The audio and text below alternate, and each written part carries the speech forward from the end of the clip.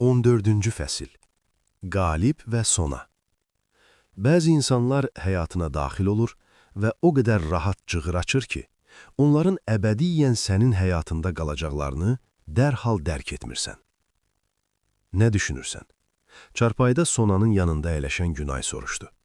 Artıq gec idi və bacılar yatmağa hazırlaşırdılar. Lakin Günay o axşam baş verənləri müzakirə etmək üçün Sonanın otağına qaçdı. Onlar Yusiflə baş verən xoşagəlməz hadisəni valideynlərinə deməmək qərarına gəlsələr də, üzbəyüz əyləşib söhbət etməli çox şey var idi. Qalibi deyirsən, səni gördüyü andan gözünü səndən çəkmir. Günay vurğuladı. Heç bilmirəm nə düşünüm. Məni görüşə dəvət etdi, amma nə edəcəyimi bilmirəm. Bir tərəfdən onun dürüstlüyünü və səmimiyyətini bəyənirəm, amma digər tərəfdən onun daxilində bir növ hüzn kölgəsinin və daşımaqda çətinlik çəkdiyi yükün olduğunu hiss edirəm. Və bu məni biraz da qorxudur. Səncə elə deyil? Mən sənə iki şey deyim. Əvvəla, əminəm ki, Qalib yaxşı oğlandı və mənim üçün ən vacib məsələ onun Raminlə dostluğudur. Əgər Qalib ləyaqətli və düzgün insan olmasaydı, Ramin ona bu qədər yaxın olmazdı. İkincisi, hər şey düşündüyündən də sadədir. Əgər onu bəyənməsən, dərhal onunla görüşməkdən imtina edərdin. Deməli, onun nə üçün bu qədər qəmgin olduğunu araşdırmaq lazımdır. Bircə Ramindən öyrənmişəm ki, o 21 yaşında çox ağır şeylər yaşayıb. Həmişəki kimi haqlısan, deyə Sona bacısını qucaqladı. Mənə ondan çox xoşum gəlir. Mənə elə gəlir ki, bizi bir-birimizə bağlayan nəsə var. Və hətta Yusif əlimdən tutub məni qorxudanda, Qalibin haradansa peyda olub məni müdafiə edəcəyini bilirdim. Hər şey qəribə olsa da çox təbiidir. Görürsən, bütün suallara özün cavab verdin. Günay cavabında onu qucaqlayaraq gülümsədi. Mən gedib Ramindən biraz daha soruşum, bəlkə Qalib haqqında başqa bir şey danışar. Otaqdan çıxan bacısına xeyirli gecə diləyən Sona, uzun müddət Qaliblə bağlı olan hər şeyi beynində təkrar-təkrar canlandıraraq yuxuya gedə bilmədi.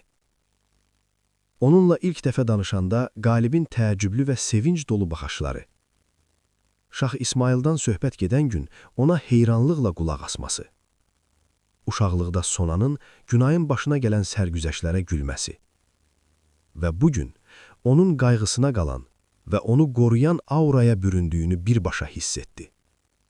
Qalibin gözlərinin dərinliyindəki izah olunmayan kədəri və maşının açarlarını tutanda keçirdiyi təlaşı da xatırladı. Birdən anladı ki, Qalib özü barəsində heç nə danışmayıb və anladı ki, Xəzərin dərinliklərini xatırlayan, heyrətamiz yaşıl gözlü, bu qara saçlı yaraşıqlı oğlan haqqında hər şeyi bilmək istəyir.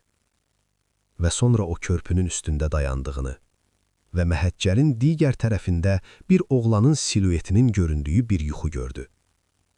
Sona onu çağırır və o arxaya boylananda isə oğlanın dalğa rəngində yaşıl gözlərini tanıyır. Lakin sonra gənc müvazinətini itirir və sürüşərək yıxılır. Sona soyuq tər içində öz qışqırıqlarından ayıldı. Sona çarpayının yanındakı masanın üstündəki saata baxanda, gördü ki, zəngin çalmasına hələ 1 saat var. Çarpayda uzanıb, sürətlə döyünən ürəyini sakitləşdirməyə və yuxusunu anlamağa çalışdı. Və 1 saniyə sonra telefonuna mesaj gəldi. Sabahınız xeyir. Sabah artıq açılıb. Mən səninlə dərsdən sonra görüşə bilərəm. Nə deyirsən?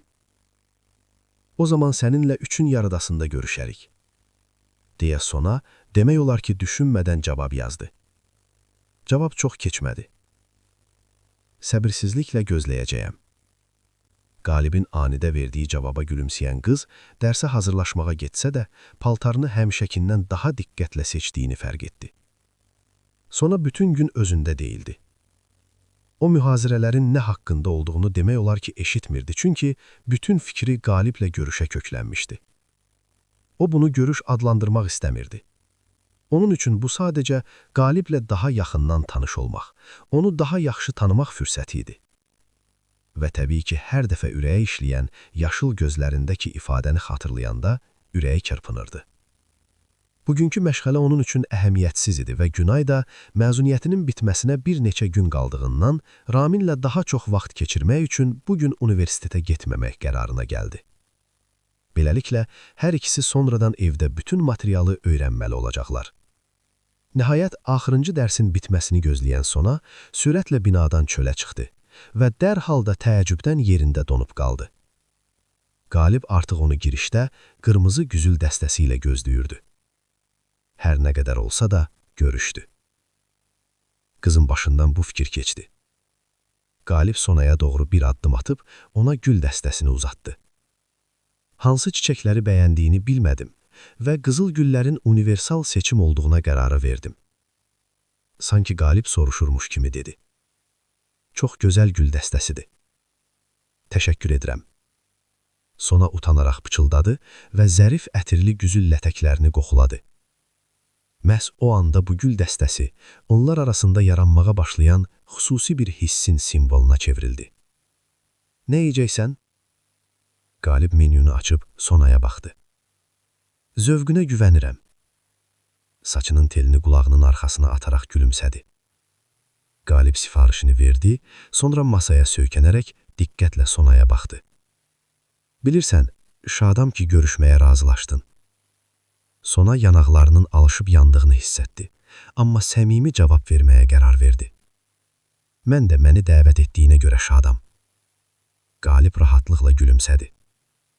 Bilirsən, mənim üçün sərhəddə dayanan zaman cəsarət toplamaq, səni görüşə dəvət etməkdən daha asan idi. Əslində, mən də razılaşmaq üçün cəsarət toplamalıydım.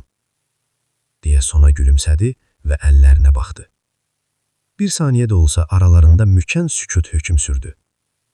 Ondan sonra yeni söhbətə təkan verə biləcək xoş bir sükut yarandı. Ofisiyant boşqabları diqqətlə masanın üstünə qoyub sifarişi gətirdi. Deyirlər ki, dadlı yemək insanları xoşbəxt edir. Sona birdən şən şəkildə bildirdi. Qalib bu anı yadda saxlamağa çalışırmış kimi gülümsəyərək Sonaya baxdı. O zaman belə çıxır ki, mən bugün xoşbəxtəm dedi və birdən irəli əyilib soruşdu. De görüm, taliyə inanırsan? Bilmirəm. Bəzən elə gəlir ki, hər şey təsadüfidir, bəzən də elə gəlir ki, hər şey çoxdan müəyyən edilib. Bəs sən? Düşünürəm ki, bəzi görüşlər heç də təsadüfi deyil. Onun səsi biraz aşağı tonda, daha yumuşaq oldu. Sona ürəyinin döyüntüsünü hiss etdi.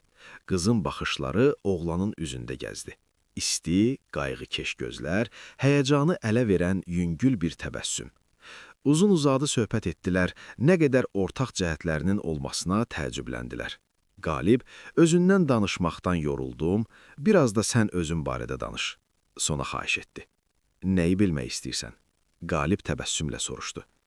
Sənin gözlərindəki kədər və qorxular haqqında. Sona bunu düşünsə də, ancaq ucadan başqa söz dedi. Mənə nə demək istəyirsənsə de. Sənə hər şeyi demək istəyirəm, amma qorxuram ki, bir axşam bizə kifayət etməyəcək. Sabah dərsləri buraxıb bütün günü keçirməyə nə deyirsən? Qalib ümidlə soruşdu. Vay, məndə maraq yarada bildin. Ancaq dərsləri buraxmağın sənə baha başa gələcək. Sona gülərək dedi. Sabahki dərsdən yayınmağın üçün səltənətimin yarısını verməyə hazıram. Qalib təbəssümlə qımıldandı. Səltənətini özünə saxla. Ən yaxşısı, gedəcəyimiz yeri mən seçim. Danışdıq. Qalib sevinclə razılaşdı və əlini sıxmaq üçün ona uzatdı.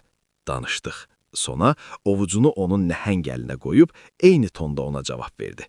İkisi də elə həmin anda aralarında uçan qığılcımlara göz yuma bilmədilər. Hər ikisi başa düşdülər ki, bu axşam uzun müddət yadda qalacaq. Çünki bu, hər ikisi üçün vacib bir şeyin başlanğıcı oldu. Qalib Sonanı taksi ilə evə aparanda artıq hava qaralmışdı. Onu blokun qapısına qədər yola salıb xatırlatdı. Səni sabah səhər saatda 10-da gətirəcəyəm. Yaxşı, gecən xeyrə qalsın, Sona cavab verdi. Və blokun girişinə bir-iki addım atdıqdan sonra arxaya dönüb əlavə etdi. Gözəl axşam üçün təşəkkür edirəm. Əksinə, mən təşəkkür edirəm, deyə Qalib yerindən tərpənmədən Sona enişdə gözdən iz olmayanadək gözünü ondan çəkmədi və yalnız onun mənzilinin qapısının açılıb bağlandığını eşidən kimi arxasını dönüb sürətlə taksiyə tərəf addımladı.